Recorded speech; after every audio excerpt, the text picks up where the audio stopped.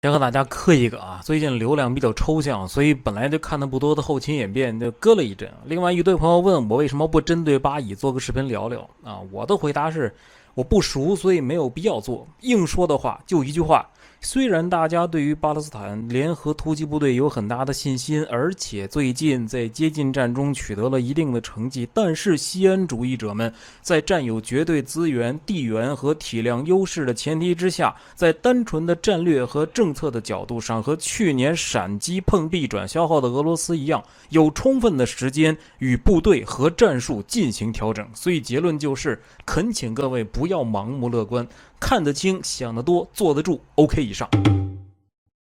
一转正片，我们都知道秦与汉是奠定了中华民族大一统思想的伟大时代，而建立全国性的统一政权就意味着其麾下军队的质量和战争的规模也在不断扩大，十几万乃至几十万大军长途奔袭的作战模式逐渐成为用兵的常态。特别是进入西汉之后，为了应对游牧民族的奔袭作战而逐渐被发展起来的大规模骑兵作战，它对于粮草的供应需求与供给难度远非昔日的陈旧系统可以企及，仅靠就地补给或者取之于敌根本搞不定。因此，后勤补给转为依靠后方供应的思想应运而生。李斯、刘邦等人都从不同的角度提出了这一思想的部分思路，而具体的体现方式便是设仓供应。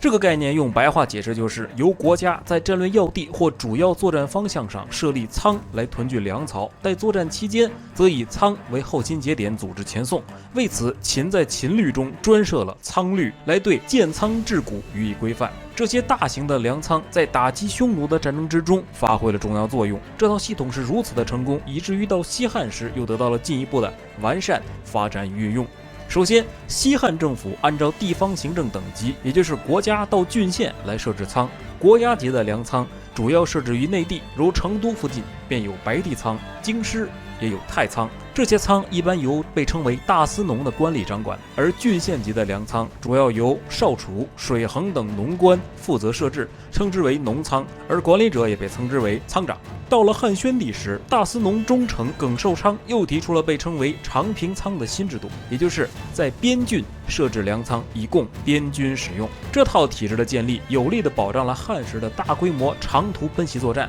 对此，《汉书·识货志》记载道：“中国善道馈粮，远者3000，近者1000余里，皆养己大农。”举个最典型的例子，就是楚汉之争时，刘邦旗下一员虎将就曾极力进言要占据当时最大的粮食储备基地敖仓。刘邦掐指一算，这人说的没错，于是举兵战之，直接一波攻守之势异也。由此可见，秦汉时期的大型粮仓基地已成兵家必争之地。不过，仓虽然重要，但还需要有人种地，不然的话，仓里面什么都不可能有。而从古代相对低效的物流，不难看出，种地的地方离边境越近，那补给就越方便。于是，屯田戍边、且耕且守的思路开始被秦汉所采纳。公元前215年，大将蒙恬北击匈奴，收复河套以南和阴山一带之后，李斯等人即进言牧民屠塞，一方面开发收复区，另一方面以农为伍，阻止匈奴再犯。而采纳了这一建议的秦始皇，令内地百姓3万户前往该地，初步实现了战略目的。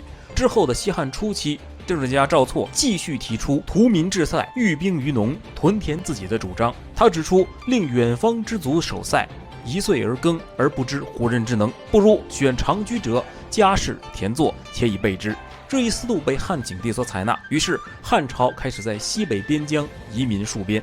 至武帝时，更加注重和提倡且耕且守，开展了更大规模的屯田戍边。仅公元前127年夏，便牧民屠朔方10万口；前119年又关东平民屠陇西北地西河上郡会稽，凡72万5千口，县官一10镇役。且这一时期，军民双屯这一核心思想开始被逐渐重视，因为固边实塞的主体是边防军队，所以实施军屯才有更大的实际意义。落实到具体方案上，便是汉武帝在元鼎6年，即公元前111年，敕塞族60万人戍田之。这批边军的更守范围，从今陕西北部、内蒙黄河沿岸、宁夏全境、兰州以北的景泰到永登，接河西走廊，直到酒泉。其动员程度之广，堪称唐之前最大规模的边军屯田。而汉武帝之后，这一思想依然被历任执政者所重视，比如汉宣帝时著名的将领赵双国，便将戍边的意义整理成了完整的理论体系，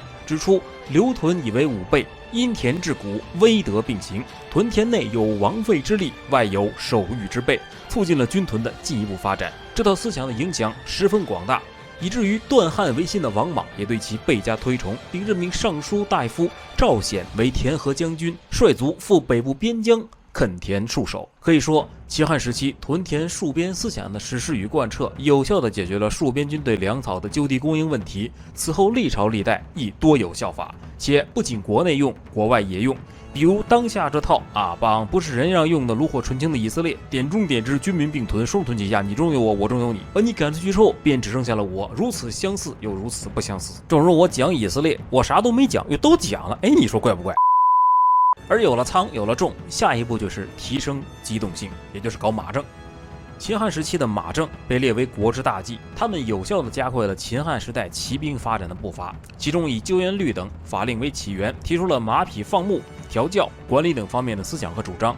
秦后的西汉初年，萧何奉命制定的汉律之中，就将旧律专列，体现出对于马政的特别重视。此律规定，马政在中央须由太仆主持，在郡县则由马丞负责，而在封国则设仆，其属吏、旧长、旧丞等等等等，主打一个全民参与。而在被匈奴暴揍一顿之后，汉文帝为了加速骑兵建设，更是颁布了著名的马赋令，即令民有车骑马一匹者，富足3人，用免役的方法来激励民间大量养马。这波直接导致数年之后出现了数众街巷有马，阡陌之间成群的景象，导致彼时大汉有一个算一个，基本都是爱马仕。每天的日常重要组成部分都是就差马儿跳了。民间尚且如此，官方自然超级加倍。加倍到了景帝之时，政府已建立了6个养马场，育有30多万匹马，庞大的基数与常年的饲养经验，得以在历经3代之后，终于支撑起了汉武帝庞大的骑兵所需。仅霍去病远征匈奴，便一次动员了战骑14万匹，足见汉时马政的建设成果。而有了仓，有了地，有了马，下一步就是考虑如何让从地里收来平时存在仓里的粮草能够按时让兵马吃上。学术一点说，就是怎么进行岁行保障。这个事儿吧，又要从西汉骑兵的壮大与发展说起。随着河南漠南之战、河西之战、漠北之战等大规模的骑兵作战的爆发，汉朝的将领们意识到，在作战地理环境特殊、作战距离较远、部队出动迅速导致的战线不固定等问题，都对后勤保障提出了更快更强的要求。于是岁行保障这一概念便应运而生。武帝、卫青、霍去病等人都在言行与著作中体现了这一思想的应用理念，即有保障人员携运所需物资，跟随作战部队实施保障。实际战斗中表明，岁行保障的实施有效地确保了骑兵快速机动和远程奔袭作战的效率。比如在漠北大战中，便以私附从马4万匹随军驮运补给，又另以数十万步兵继其后转运物资，这样就做到了及时补给，又能够持续不断地保持供应，从而粉碎了匈奴单于远其辎重，以精兵待于漠北的思想，成功地保障了漠北之战的胜利，创造了中国历史上特殊条件下远程机动作战后勤保障的范例。当然了，能这么打仗的最重要前提还是国力雄厚，没钱，前面那些全是扯淡。而秦汉时期的有识之士就非常强调战争时期物资的准备重要性，他们继承与发展了孙吴“军无伪积则亡”的思想。比如西汉著名的政治家贾谊就提倡积助有余，以战则胜，把财力和物力的充分储备看作是国家的命脉，夺取战争胜利和保证不战而屈人之兵的威慑力量。同理，淮南王刘安则认为，用兵打仗的人要进行战略上的计算和比较，要比积蓄、较器备，这样才能够做到运筹于庙堂之上，而决胜于千里之外。把积蓄孰多作为决定胜负的先决条件之一。总之就是有备则治人，无备则治于人。这个思想已经成为当时诸多军事家与政治家的共识。而到实施方面，一改秦汉之前兵家主张以农战来解决的思路，在秦汉尤其是西汉时期，一些人已经意识到，仅靠发展农业已不是万全之策，必须多渠道的发展经济，广开财源和物源，才能够做到储积足备，富国强兵。其中就以桑弘羊等人明确提出的既治农又兴商的思想为最大，主张兴盐铁、治军书、藩货常财，以佐助边费。而采纳了其建议的西汉政府对民间的工商业开官粮，持山泽之禁，只控制全国的商品，对工商经济开征算赋，统一货币，推行平准均输政策，同时实行专卖政策，并加强了对于盐、铁、酒、钵等重要物品的垄断经营，也就是各位在读古代历史中喜闻乐见的盐铁官营。这招平心而论确实给政府增加了收入，而国防投入也得以随之获益。所以桑弘羊则说：“当此之时，四方争暴乱，车甲之费，客户之长1万计，积占大司农，此皆盐铁之福也。”另外，双11马上到了，知道大家算满减负尾款什么的累一批，所以正好赶上比之良的新品出动有了活动，就给大家准备了一点礼物。领取方法非常简单，进店找客服报我的 ID 就可以享受一份神秘的优惠。具体是什么神秘的优惠，先给大家卖个关子，反正蛮大的就是了。这就是秦汉时期总体后勤的发展思想。总结一下就是，由于战争规模、战争烈度与战场机动性的全面提升，对国家国力和保障能力提出了必须以更快、更有效的挑战。